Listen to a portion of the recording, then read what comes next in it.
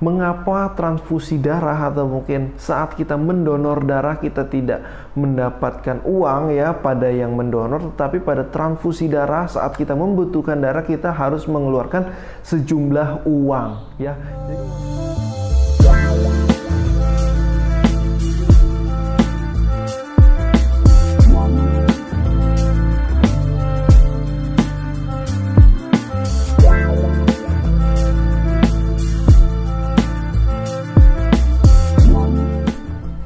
Halo, assalamualaikum warahmatullahi wabarakatuh. Kembali lagi dengan saya Dr. Ivan di channel Curhat Sehat.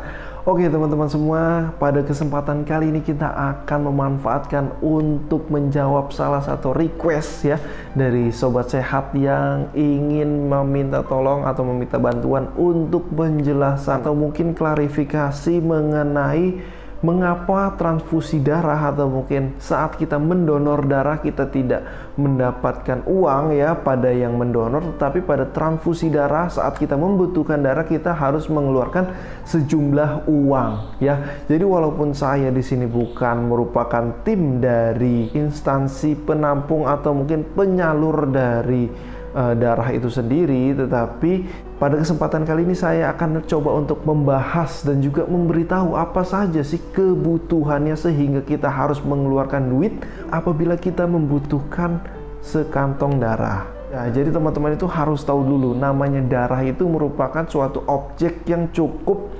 sensitif ya, terutama apabila di sini digunakan untuk transfusi atau mungkin diberikan kepada seseorang yang membutuhkan darah. Karena apa? Karena pada darah ini bisa menyebabkan beberapa penularan infeksi ya, yang memang merupakan infeksi yang menular lewat darah. Selain daripada itu, pemberian darah ini juga memiliki resiko terjadinya alergi, dan alerginya merupakan alergi yang hebat. Karena apa? Karena dia sudah masuk ke dalam pembuluh darah dan ini tidak terbatas, bisa berada di mana saja.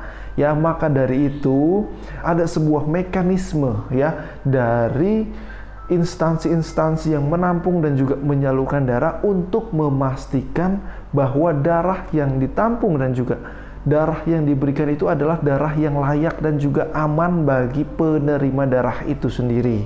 Dan ini merupakan beberapa komponen ya yang harus dilakukan pada pemeriksaan darah itu sendiri.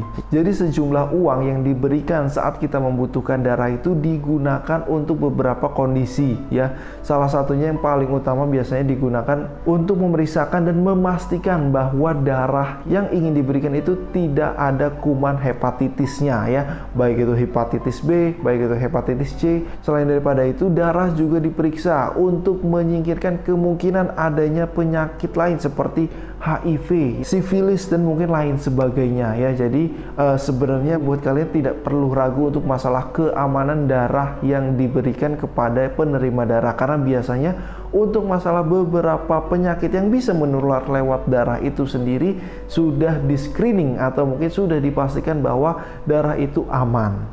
Selain daripada itu, dana yang didapatkan juga digunakan untuk memastikan bahwa darah yang akan masuk itu aman ya, baik itu aman dari alergi dan juga memiliki kualitas yang baik, sehingga darah itu biasanya akan tetap dilakukan pemeriksaan HB ya, kadar HB-nya, dan dipastikan bahwa darah itu memiliki kualitas yang baik. Selain daripada itu, darah juga akan dilakukan pemeriksaan golongan darah, habis itu dilakukan pemeriksaan cross match ya, yaitu untuk memastikan bahwa darah yang akan diberikan ini sesuai dengan kondisi kebutuhan dan juga sesuai dengan kondisi darah yang sebelumnya ada pada penerimanya, sehingga tidak terjadi alergi atau mungkin hal-hal lain yang tidak kita inginkan. Ya, jadi itu adalah beberapa pembahasan mengenai kenapa saat kita ini donor kita nggak dapat duit ya, tetapi kalau misalnya kita butuh darah kok kita harus mengeluarkan duit ya.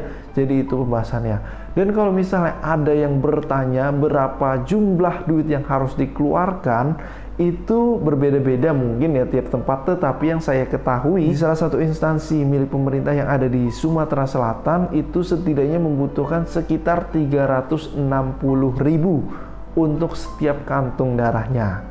Mungkin itu pembahasan yang bisa saya berikan, kurang lebihnya saya mohon maaf. Apabila ada informasi yang berbeda atau ingin ditanyakan dan didiskusikan, silakan diketik di kolom komentar.